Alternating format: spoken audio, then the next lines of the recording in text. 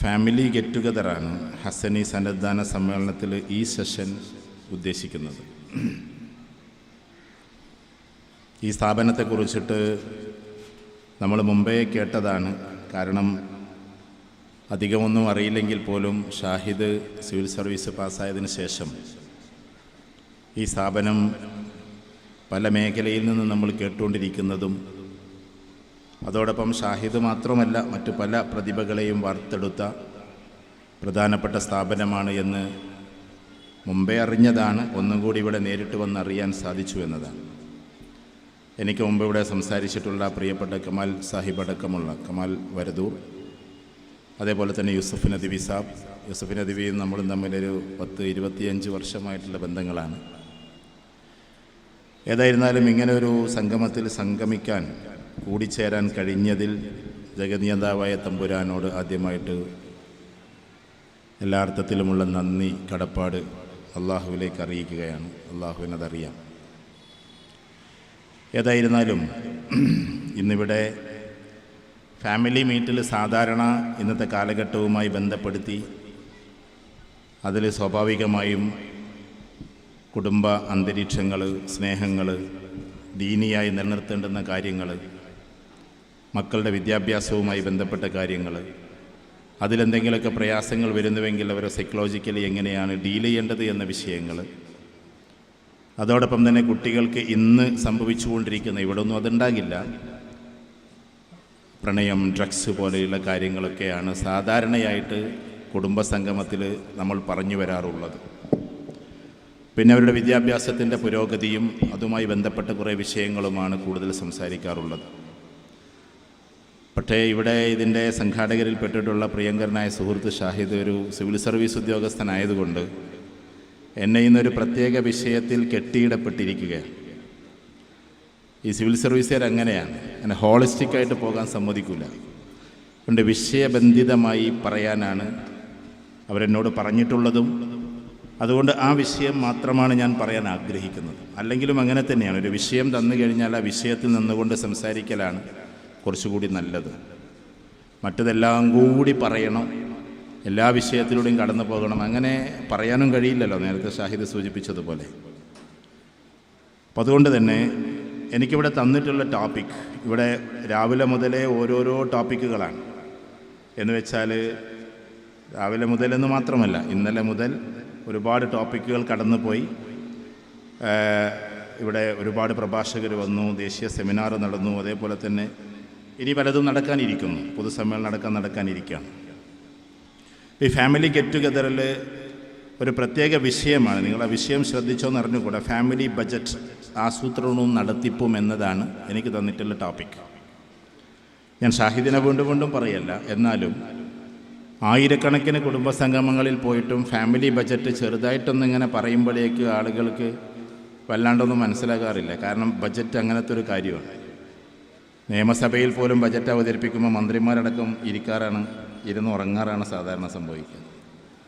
അതുകൊണ്ട് തന്നെ ഇത് നമുക്ക് പറ്റുന്ന രീതിയിൽ ഈ വിഷയത്തെ ഒന്ന് ചെറുതായി ഒന്ന് പരാമർശിക്കാനാണ് ഞാൻ ആഗ്രഹിക്കുന്നതും. നിങ്ങളത് വളരെ ശ്രദ്ധാപൂർവം ഇരിക്കണമെന്നാണ് പറയുന്നത്. എക്കണോമിക്സിൻ്റെ കുറേ തിയറികളല്ല പറയാനിരിക്കുന്നത്, എങ്ങനെയാണ് ഒരു കുടുംബത്തെ ഒരു ബജറ്റിലൂടെ കൊണ്ടുപോകേണ്ടത് എന്നതാണ് ഇവിടുത്തെ ഇന്നത്തെ വിഷയം.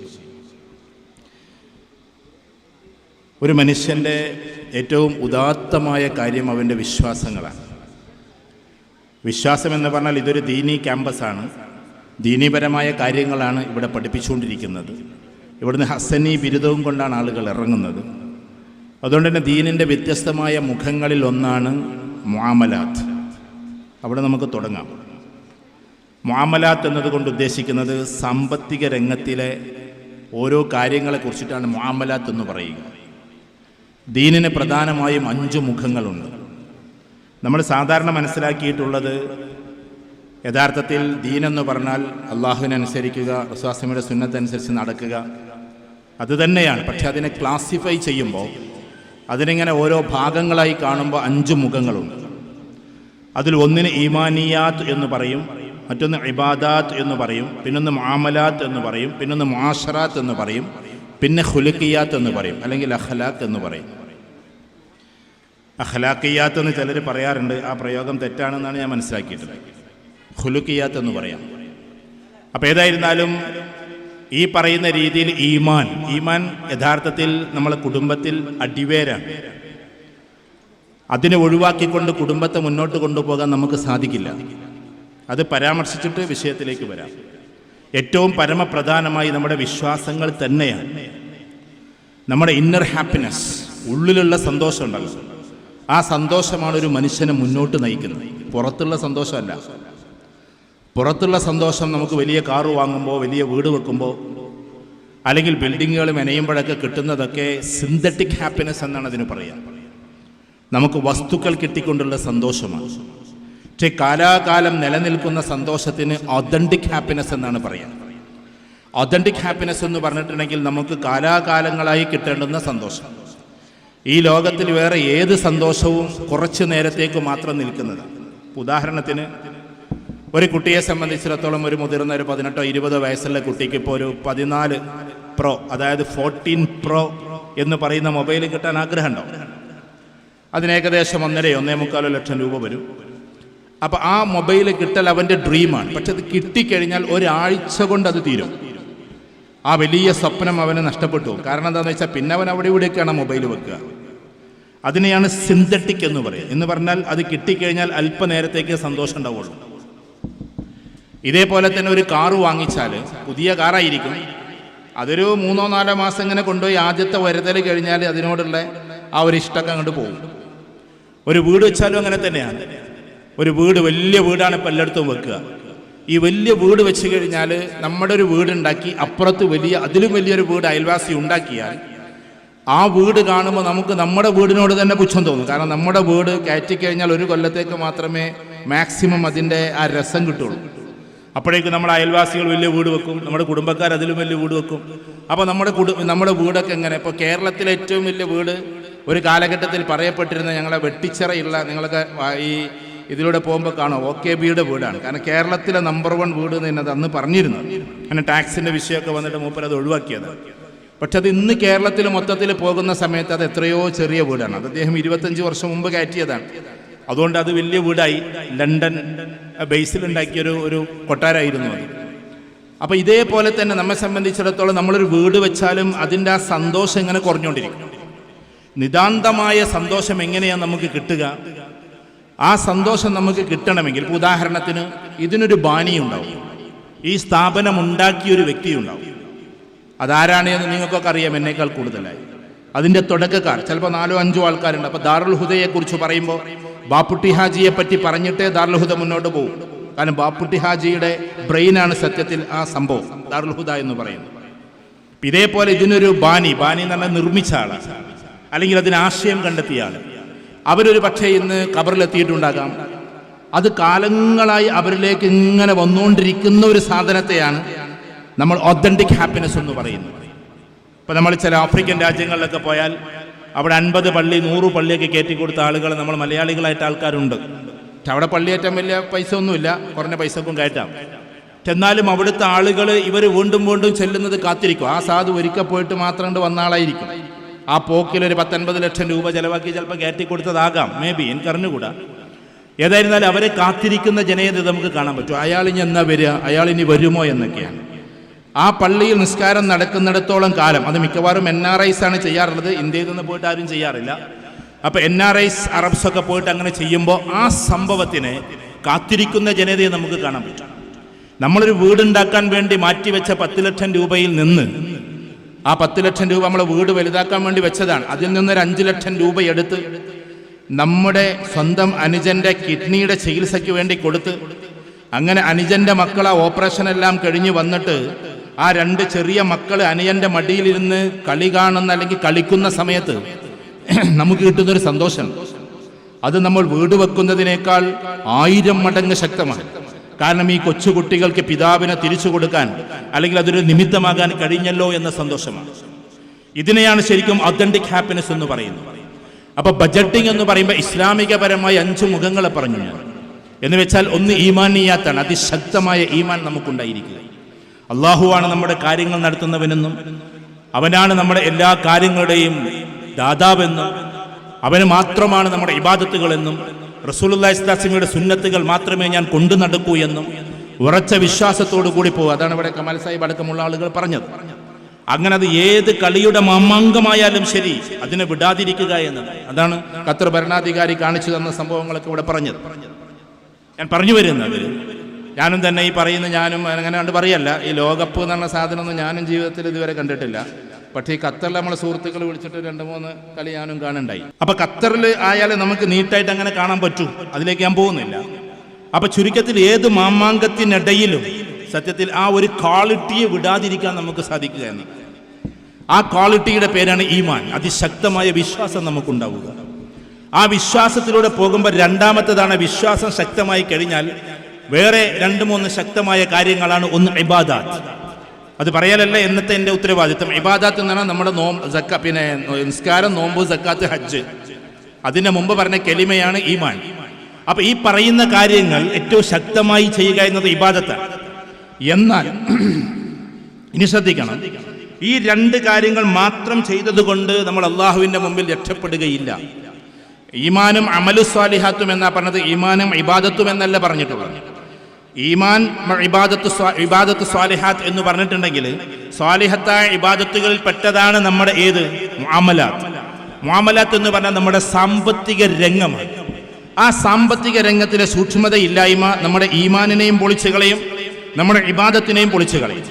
ഉദാഹരണത്തിന്, നമ്മൾ നല്ല രീതിയിലല്ല സമ്പാദിച്ചത്, നല്ല രീതിയിലല്ല ചെലവഴിച്ചതെങ്കിൽ നാളെ മഹ്ശറ വൻസഭയിൽ 3 കോടതികളാണ്. ഉലമാക്കളോട് ചോദിച്ചാൽ നിങ്ങൾക്ക് മനസ്സിലാവും. ഒന്ന് ഈമാനുമായി ബന്ധപ്പെട്ട കോടതി, മറ്റൊന്ന് ഇബാദത്തുമായി ബന്ധപ്പെട്ട കോടതി, മറ്റൊന്ന് ഹുഖൂഖുൽ ഇബാദ് അഥവാ മനുഷ്യരാശിയോടും അതേപോലെ തന്നെ പക്ഷി മൃഗാദികളോടും നമ്മൾ എന്തൊക്കെ ചെയ്തുവോ അതിനെ മുഴുവനും ചോദ്യം ചെയ്യപ്പെടുന്ന 3ാമത്തെ കോടതി ഹുഖൂഖുൽ ഇബാദ് എന്നാണ് അതിന് പറയുക. അള്ളാഹുവിന്റെ സൃഷ്ടി ചരാചരങ്ങളെ കുറിച്ചുള്ള ചോദ്യം ചെയ്യലാണ്. ബാക്കി 2 അള്ളാഹുവുമായി ബന്ധപ്പെട്ടതാണ്, 3ാമത്തേത് അള്ളാഹുവിന്റെ സൃഷ്ടികളുമായി ബന്ധപ്പെട്ടത്. അപ്പൊ ഈ ഹുഖൂഖുൽ ഇബാദ എന്ന് പറയുന്ന സംഭവത്തിലേക്ക് നമ്മൾ കടക്കുമ്പോൾ അള്ളാഹുവിന്റെ സൃഷ്ടി ചരാചരങ്ങളോടുള്ള കടപ്പാടുകൾ എന്ന് നമ്മൾ പറയുമ്പോൾ അതിൽ ഏറ്റവും പ്രധാനപ്പെട്ട കടപ്പാട് സാമ്പത്തിക കടപ്പാടുകളാണ്. സാമൂഹിക കടപ്പാടുണ്ട്, മാനസിക കടപ്പാടുണ്ട്, ശാരീരിക കടപ്പാടുണ്ട്. ഏറ്റവും പ്രധാനമായി പറഞ്ഞത് സാമ്പത്തിക കടപ്പാടാണ്. അതെന്തുകൊണ്ടാണ്? അതായത് യുഖീമൂന സ്വലാ വ യൂതൂന സക്കാ എന്ന് വെച്ചാൽ നമ്മൾ നിസ്കാരം പാലിക്കുക. ഇബാദത്തുകൾ ഏറ്റവും ടോപ്പ് നിസ്കാരമാണ്. മറ്റുള്ളവരുടെ ബാധ്യതകളുമായി ബന്ധപ്പെട്ടത് ഏറ്റവും ടോപ്പ് എന്ന് പറഞ്ഞാൽ അത് സക്കാത്ത് കൊടുക്കലാണ്. അവിടെ നമുക്ക് തുടങ്ങാം. സക്കാത്തിനെ കുറിച്ച് നമ്മൾ കൂടുതൽ ചർച്ച ചെയ്യാറില്ല. ഉലമാക്കളൊക്കെ പള്ളിയിൽ ചർച്ച ചെയ്യുന്നു എന്നല്ലാതെ നമ്മൾ പൊതുജനങ്ങൾ അധികം ചർച്ച ചെയ്യാറില്ല. ഇമാം ഗസാലി റഹ്മത്തുള്ളാഹി പറയുന്നുണ്ട്, അഥവാ നമ്മൾ സക്കാത്ത് കൊടുക്കാതെ സദക്ക കൊടുക്കുന്നവർ സുന്നത്ത് നിസ്കരിച്ചുകൊണ്ട് ഫർള് നിസ്കരിക്കാത്തവരെ പോലെയാണ്. സക്കാത്തിനെ കുറിച്ച് നമ്മൾ ഒന്നും ചിന്തിക്കുന്നേയില്ല മിക്ക ആളുകളും. അതേതുപോലെയാണ്, ഇപ്പൊ അസർ ബാങ്ക് കൊടുത്തു, അവിടെ പോയിട്ട് സുന്നത്ത് നിസ്കരിച്ചുകൊണ്ട് പോന്നാൽ എങ്ങനെയുണ്ടാവും? അസർ നിസ്കരിക്കാതെ. ഇതേപോലെയാണ് നമ്മെ സംബന്ധിച്ചിടത്തോളം സക്കാത്ത് കൊടുക്കാതെ സദക്ക കൊടുക്കുക എന്ന് പറഞ്ഞാൽ 4 കൊടുതികളാണ് പ്രധാനമായും ദീനിലുള്ളത്. ഒന്ന് സക്കാത്താണ്, മറ്റൊന്ന് സദക്കയാണ്, പിന്നൊന്ന് ദൈനാണ്, പിന്നെ ഒന്ന് ദൈൻ എന്ന് പറഞ്ഞാൽ കടം കൊടുക്കലാണ്, പിന്നെ ഒന്ന് ആയത്തു ദൈൻ. ഏറ്റവും ഖുർആനിൽ ഏറ്റവും നീണ്ട ആയത്ത് തന്നെ ആയത്തു ദൈനാണ്, കടം കൊടുക്കുന്നതുമായി ബന്ധപ്പെട്ടിട്ടാണ്. പിന്നെ ഒന്ന് ഹദിയയാണ്. ഹദിയ എന്ന് പറഞ്ഞാൽ അത് ആർക്കും കൊടുക്കാം. നമ്മൾ സമ്മാനമായി കൊടുക്കുന്നതാണ് ഹദിയ. അത് രാജാവിനും കൊടുക്കാം. ഉദാഹരണത്തിന് ഖത്തറിലെ ഇതൊക്കെ നന്നായിട്ട് നടപ്പിലാക്കിയതിന് ഖത്തർ ഷെയ്ഖ് 14-18 ലക്ഷം കോടിയാണ് അത്ര ചെലവാക്കിയത്. അയാൾക്ക് വേണമെങ്കിൽ 10 രൂപയുടെ അത്ര കൊണ്ടേ കൊടുത്താലും അതും ഹദിയയാണ്. ഞാൻ ഒരു ഉദാഹരണം പറഞ്ഞതാണ്. അപ്പൊ ഏറ്റവും വലിയ സമ്പന്നനും നമുക്ക് കൊടുക്കാൻ പറ്റുന്ന ഒരു സാധനമാണ് ഹദിയ. അത് അത്തറായി കൊടുക്കുന്നവരുണ്ട്, ചിലപ്പോൾ വേറെ എന്തെങ്കിലും മെറ്റീരിയൽസ് ആയി കൊടുക്കുന്നവരുണ്ട്. ഭാര്യയ്ക്ക് പോലും നമ്മൾ ഹദിയ കൊടുക്കണം എന്നാണ്. ഭാര്യയ്ക്ക് സക്കാത്ത് കൊടുക്കരുത്, സദക്ക കൊടുക്കരുത്, ദൈനും വല്ലാണ്ട് കൊടുക്കേണ്ടതില്ല, പക്ഷെ ഹദിയ കൊടുക്കണം. നമ്മൾ പുറത്തു പോയിട്ട് വരുന്നത് ഒരു ചോക്ലേറ്റ് ആണ് വാങ്ങിക്കുന്നതെങ്കിൽ പോലും അതൊരു സമ്മാനമാണ് എന്ന നിയ്യത്താണെങ്കിൽ അതിന് പോലും പ്രതിഫലം വേറെയാണ്. കൊടുത്തതിന് മാത്രമല്ല, നിയ്യത്തിന് വേറെ പ്രതിഫലമാണ്. അതുകൊണ്ട് തന്നെ നമ്മെ സംബന്ധിച്ചിടത്തോളം ഈ 4 കാര്യങ്ങൾ നമ്മുടെ ജീവിതത്തിൽ വരണമെങ്കിൽ, നമ്മൾ ഏറ്റവും കൂടുതലായി ഇതിലേക്ക് ഇമ്മേഴ്സ്ഡ് ആണെങ്കിൽ, നമ്മളത് ചെയ്യണമെങ്കിൽ നമ്മൾ ബജറ്റ് എന്ന് പറയുന്ന ഒരു സാധനത്തിലേക്ക് കടക്കണം. അഥവാ നമ്മുടെ മുആമലാത്ത്, അത് കഴിഞ്ഞാൽ പിന്നെ മുആശറാത്താണ് സാമൂഹിക ജീവിതം.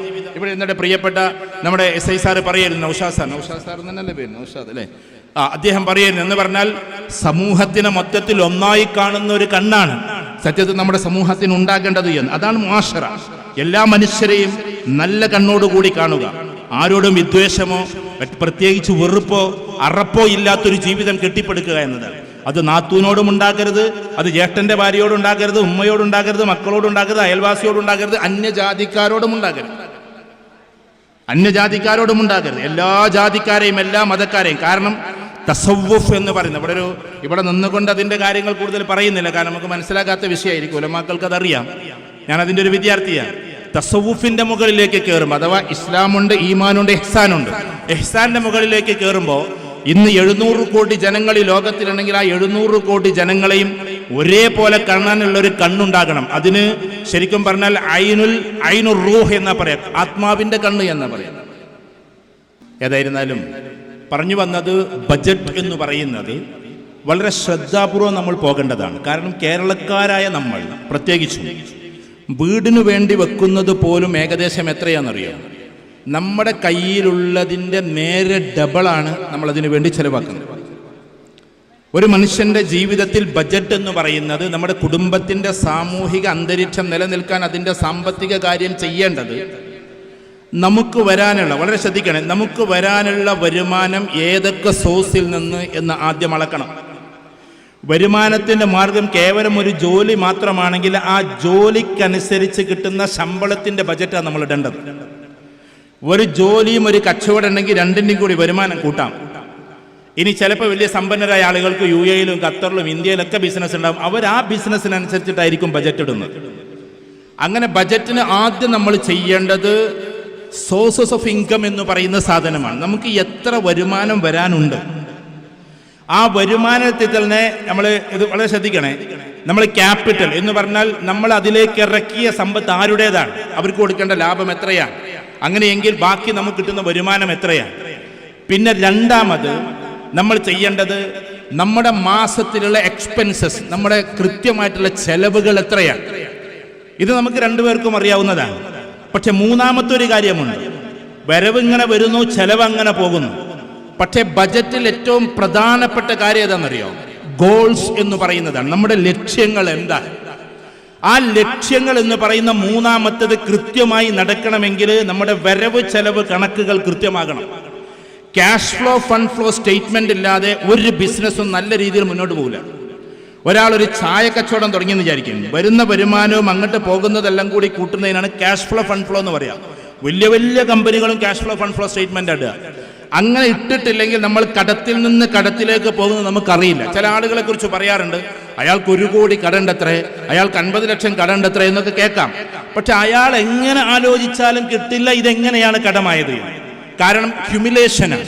അക്കൗണ്ടൻസിയിൽ ക്യുമുലേഷൻ എന്ന് പറഞ്ഞൊരു സാധനമുണ്ട്. അതിങ്ങനെ കൂടി കുന്നായി വന്നതാണ്. അതെങ്ങനെ വന്നു?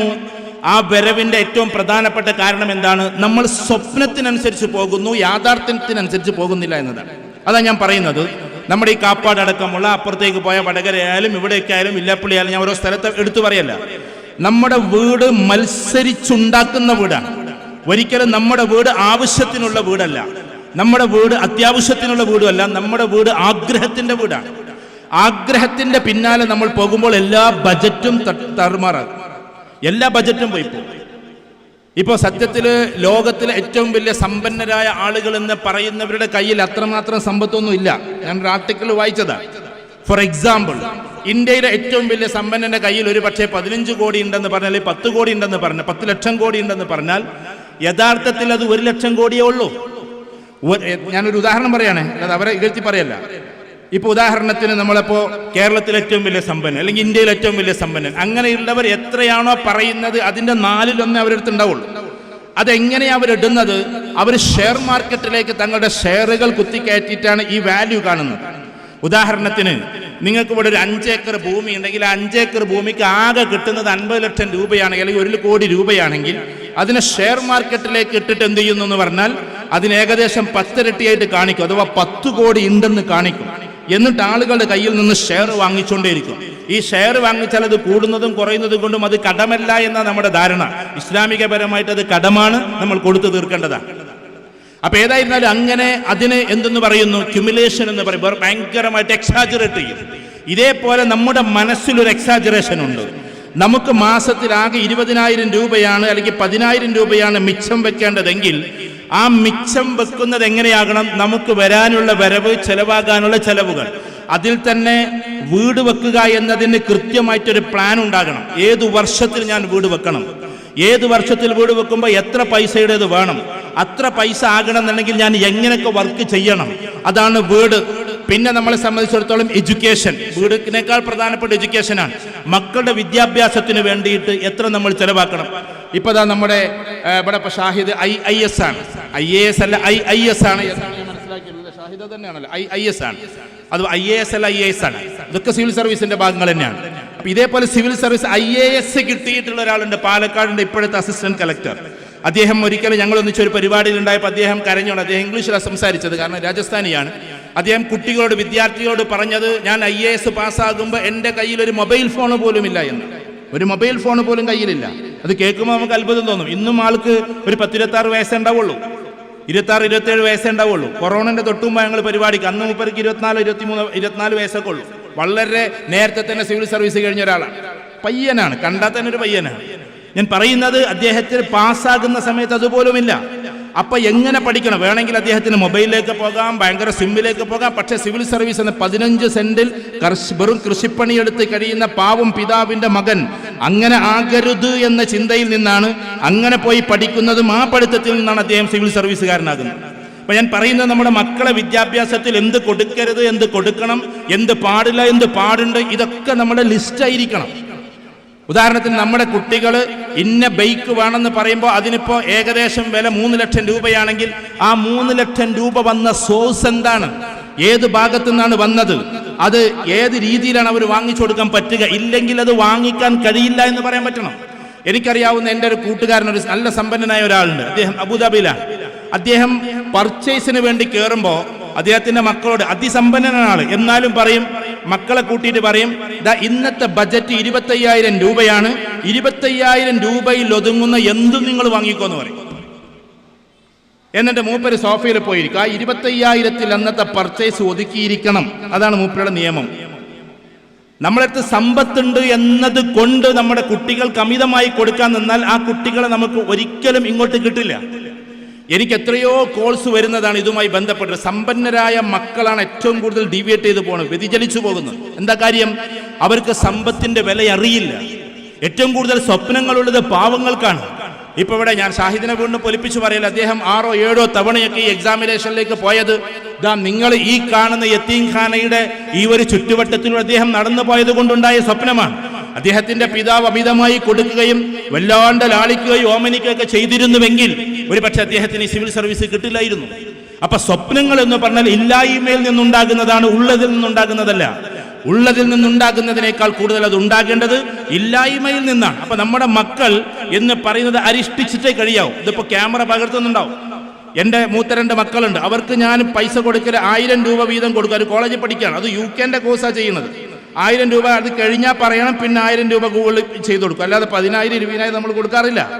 ചിലപ്പോൾ കൊടുക്കാൻ നമുക്ക് കഴിവുണ്ടെങ്കിൽ പോലും നമ്മൾ കൊടുക്കരുത് എന്ന് ഞാൻ പറയുന്നു. നമ്മുടെ മക്കൾക്ക് കൊടുക്കേണ്ടത് ആവശ്യത്തിനുള്ള സമ്പത്താണ്, അമിതമായിട്ടല്ല കൊടുക്കേണ്ടത്. അതിലവർക്ക് ആദ്യത്തിലൊരു അമർശമുണ്ടെങ്കിലും പിന്നീട് അവർ കാര്യങ്ങൾ മനസ്സിലാക്കുകയും ചെയ്യും. സമ്പത്ത് എന്ന് പറഞ്ഞാൽ നമ്മുടെ മക്കളുടെ മേലിൽ മാത്രം ചെലവഴിക്കാനുള്ളതല്ല. ഈ സൊസൈറ്റി നമുക്ക് വേണ്ടി കാത്തിരിക്കുന്നു. അള്ളാഹു പറഞ്ഞ കുറെ 8 കൂട്ടം കൂട്ടരെ നമ്മളെ മക്കളെ പെടുത്തിയിട്ടില്ല. സക്കാത്ത് കൊടുക്കേണ്ടുന്ന 8 കൂട്ടരുണ്ട്. അത് നമ്മൾ എത്ര വലിയ ബലഹീനനാണ് നമ്മുടെ മക്കളെങ്കിലും അതിൽ പെടുത്തില്ല. കാരണം മക്കൾക്ക് നമ്മളെ കൊടുക്കേണ്ടത്. അതിൽ സക്കാത്ത് കൊടുക്കാൻ പാടില്ല. സക്കാത്ത് കൊടുക്കാൻ അതിലേക്ക് ഞാൻ പോകുന്നില്ല. കൊടുക്കാൻ പാടില്ലാത്ത കുറെ ആൾക്കാരുണ്ട്. നമ്മൾ അമ്മോശന് കൊടുക്കാൻ പാടില്ല, അല്ലെങ്കിൽ എളാപ്പാക്ക് കൊടുക്കാൻ, അങ്ങനെ കുറെ ആൾക്കാരുണ്ട്. ഉപ്പാക്ക് കൊടുക്കാൻ പാടില്ല. ഉപ്പ ദരിദ്രനാന്ന് വിചാരിച്ചിട്ട് സക്കാത്ത് കൊണ്ടായിട്ട് ഉപ്പാക്ക് കൊടുക്കാൻ പറ്റില്ല. ഉപ്പനെ നോക്കേണ്ടത് ഉത്തരവാദിത്തം നമുക്കാണ്. അതുകൊണ്ട് ഉപ്പാക്ക് സക്കാത്ത് കൊടുത്തിട്ടല്ല കൊടുക്കേണ്ടത്, നമ്മൾ വേറെ സമ്പത്ത് കൊടുത്തിട്ടാണ് നോക്കേണ്ടത്. ഇങ്ങനെ ചുരുക്കി പറഞ്ഞ സമൂഹത്തിലെ ഓരോ ആളുകൾക്കും നൽകേണ്ടുന്ന തുകകളുണ്ട്, അങ്ങനെ ഓരോ ആവശ്യങ്ങളുണ്ട്. അതവിടെ നിൽക്കട്ടെ. അപ്പൊ നമ്മളെ സംബന്ധിച്ചിടത്തോളം ഉദാഹരണത്തിന് വീട് വെക്കുന്നത് എങ്ങനെയാണ്? നമ്മളെ കയ്യിൽ 10 ലക്ഷം രൂപയുണ്ടെങ്കിൽ നമ്മൾ 20 ലക്ഷം രൂപയുടെ വീടാണ് വെക്കുന്നത്. നമ്മൾ ഈ കല്യാണത്തിന്റെ മാമൂലുകൾ പറഞ്ഞിട്ട് എത്ര പൈസയാണ് നമ്മൾ ചെലവഴിക്കുന്നത്? ഇപ്പൊ ഈ അടുത്തിടെ ഞാൻ കേട്ടത്, ഒരു കുട്ടിയെ തലാക്ക് ചൊല്ലിയിട്ട് കൊണ്ടുവന്നതാണ്. അപ്പൊ അതിന്റെ കണക്കുകൾ പറഞ്ഞപ്പോൾ 5 ലക്ഷം രൂപ കൊടുത്തിട്ടാണ് അത്ര മേക്കപ്പ് മാനെ കൊണ്ടുവന്നത്. കല്യാണത്തിന്റെ തലേ ദിവസം മേക്കപ്പ് മാനെ കൊണ്ടുവന്നിട്ട് മേക്കപ്പ് ഇടാൻ വേണ്ടിയിട്ട് ഈ ബ്രാൻഡ് വാല്യൂ കൂട്ടിയിട്ട് എന്നിട്ട് എന്താ ചെയ്യുന്നത് പറയുന്നത് പിന്നെ നിങ്ങൾ വളരെ ശ്രദ്ധിച്ച് കേൾക്കണം. ഒന്നാമതൊരു വിശ്വാസി എന്ന അർത്ഥത്തിൽ നമ്മൾ ഏറ്റവും കൂടുതൽ ഭക്തിസാന്ദ്രമാക്കേണ്ടത് നമ്മൾ കല്യാണത്തിൻ്റെ അന്നാണ്. കൂടുന്ന ആൾക്കാർക്കില്ല, പുതിയണ്ണിനില്ല, പുതിയാപ്പൾക്കില്ലാത്ത രീതിയിലാണ് അന്നത്തെ നിസ്കാരം. ഈ മേക്കപ്പ് എല്ലാം കൂടി ഞാൻ വിവാദം പ്രസംഗിക്കല്ല, വിശ്വാസികളോടാണ് ഞാൻ പറഞ്ഞത്. ഇതെല്ലാം കൂടി ഇട്ടാൽ അന്നത്തെ ളുഹുർ പോയി, അന്നത്തെ അസർ പോയി, അന്നത്തെ മഗ്‌രിബ് പോയി, അന്നത്തെ ഇശ പോയി, എല്ലാം പോയി. ഇടണോട്ടുണ്ട് നിങ്ങൾ തീരുമാനിച്ചോ. ഞാൻ വിവാദം പ്രസംഗിക്കലില്ല. ഒരു വിശ്വാസിയോടെ ഞാൻ പറയുന്നത്. കാരണം അന്ന് നമ്മൾ പുതിയൊരു ജീവിതത്തിലേക്ക് കടന്നു പോകുമ്പോൾ, ആ കടന്നു പോകുന്ന സമയത്ത് പോലും തൻ്റെ തമ്പുരാന്റെ മുമ്പിൽ ഒരു സുജൂദ് ചെയ്യാൻ നമുക്ക് സാധിച്ചിട്ടില്ലെങ്കിൽ ഏത് ജീവിതത്തിലേക്കാണ് നമ്മൾ കടന്നു പോകുന്നത്? എൻ്റെ ഒരു പ്രിയപ്പെട്ട ഒരു സുഹൃത്ത്, പേര് ഞാൻ പറയുന്നില്ല, അദ്ദേഹം രണ്ടത്താണിക്കാരനാണ്. അദ്ദേഹത്തിൻ്റെ മകളെ ഇന്റർനാഷണൽ ഇസ്ലാമിക് യൂണിവേഴ്സിറ്റി, നമ്മുടെ മുനവ്രതങ്ങളൊക്കെ പഠിച്ചിട്ടുള്ള കോളേജിൽ കൊണ്ടുചെന്നാക്കി. കുറച്ച് മോഡേണായ കുട്ടിയായിരുന്നു. പക്ഷെ പഠിച്ചുകൊണ്ട് വന്നപ്പോൾ പറഞ്ഞത് എന്താണെന്നറിയാം? എനിക്ക് മഹറായിട്ടൊരു തരി സ്വർണം പോലും പാടില്ലാന്ന്. എനിക്ക് വാപ്പായിട്ട് സ്വർണ്ണം ഇടും വേണ്ട, എനിക്ക് മഹറായിട്ടും ആരും തരണ്ടെന്നാണ്. പിന്നെ മഹർ എന്ത് തരും എന്ന് ചോദിച്ചു. കുട്ടിക്ക് ഇഷ്ടത്തുള്ള പറയേണ്ടത്. നിങ്ങൾ ഖുർആൻ തന്നാളി, അത് വേണോ വേണ്ടെന്നല്ലട്ടോ. നിങ്ങൾ പണ്ഡിതന്മാരോട് ചോദിച്ചു, ഈ കുട്ടി പറഞ്ഞ കാര്യം അങ്ങനെ പറയാൻ. നിങ്ങൾ ഖുർആൻ തന്നേക്കും ഖുർആനേക്കാൾ അപ്പുറത്തുള്ളൊരു മഹറും ഞാൻ കാണുന്നില്ല എന്ന് പറഞ്ഞു. എന്നിട്ട് നല്ല സമ്പന്നനായ ആളുടെ മകൾ ഒരു തരി പോലും സ്വർണം ഇടാതെയാണ് ഇറങ്ങിയത്. അങ്ങനെ എക്സ്ട്രീം ലെവലിലേക്ക് പോകണമെന്ന് ഞാൻ പറയുന്നില്ല. കുട്ടികളായാൽ കുറച്ചെങ്കിലും വാല്യൂസ് വേണം, ഇത്രയില്ലെങ്കിൽ പോലും. അപ്പൊ 10 പവനിൽ കൂടുതൽ ഞാൻ ഇടില്ല എന്ന് ഓരോ പെൺകുട്ടിയും തീരുമാനിച്ചാൽ ഈ കാര്യങ്ങൾ അവിടെ നിൽക്കും. എന്നാൽ ഇപ്പൊ നമ്മുടെ വീട്ടിൽ നിങ്ങൾ വളരെ ശ്രദ്ധിച്ചു നോക്കിയാട്ടെ, 3 മരുമക്കൾ ഉണ്ടെങ്കിൽ ഏകദേശം ഒരു 100 പവന്റെ പണ്ടം നമ്മുടെ വീട്ടിലുണ്ടാവും. 3 മരുമക്കൾ ഉണ്ടെങ്കിൽ ഈ 3 മരുമക്കളുടെ 100 പവന് 2.5 പവൻ ഓരോ വർഷത്തിലും നമ്മൾ സക്കാത്ത് കൊടുക്കണം. 2.5 പവൻ, അതാണ് അതിന്റെ കണക്ക്. 100 പവന്. അത് നമ്മളെ പോലുള്ള ആളുകളോട് ചിലപ്പോൾ ചോദിച്ചാൽ, യൂസഫ് നബി സാഹിബൊക്കെയാണ് മറുപടി പറയേണ്ടത്. ചില ഉസ്താദുമാർ പറഞ്ഞു കൊടുക്കും, ഞാൻ വിവാദം പ്രസംഗിക്കല്ലേ, അതിൽ നമുക്ക് സംഘടന ഉസ്താദുമാർ തന്നെയാണ് അതിന് മറുപടിയും കൊടുക്കേണ്ടത്, ഞാനല്ല. അന്നത്തെ ദിവസം സക്കാത്ത് കൊടുക്കാറാകുമ്പോൾ ഒരാഴ്ച അങ്ങനെ കെട്ടിട്ട് നടന്നാൽ മതി. ആണ്ട് കണ്ട് പോകുമ്പോഴൊക്കെ ആ പണ്ടം മുഴുവൻ ഇടുക. അപ്പൊ അത് ഉപകരിക്കുന്ന പണ്ടമായിട്ട് മാറുന്ന നേരെ ഫത്വ കൊടുത്തിട്ടുണ്ട് അത്ര. ഇങ്ങനെ അള്ളാനെ പറ്റിച്ച് നടക്കുക നമ്മൾ. എന്ന് പറഞ്ഞാൽ 100 പവൻ ഒന്നാകിട്ടണിഞ്ഞ് നടക്കുക. ഞാൻ ഉപയോഗിക്കുന്ന പണ്ടത്തിന് സക്കാത്ത് കൊടുക്കണ്ടല്ലോ, അതുവരെ അൽമാറയിൽ വെക്കുക. സക്കാത്ത് കൊടുക്കാൻ വർഷം തികയുമ്പോൾ 100 പവൻ ഇട്ട് നടക്കുക. എന്നിട്ടൊരു ആഴ്ച കഴിഞ്ഞാൽ സക്കാത്തിന്റെ സമയം കഴിയുമല്ലോ, അപ്പം എന്നിട്ട് പിന്നെയും പൂട്ടിയേക്കുക, എന്നിട്ട് പടച്ചവനെ പറ്റിക്കുക. അപ്പൊ നമ്മെ സംബന്ധിച്ചിടത്തോളം കൊടുക്കേണ്ടത് കൊടുത്തേ പറ്റൂ, നമ്മൾ ചെയ്യേണ്ടത് ചെയ്തേ പറ്റൂ.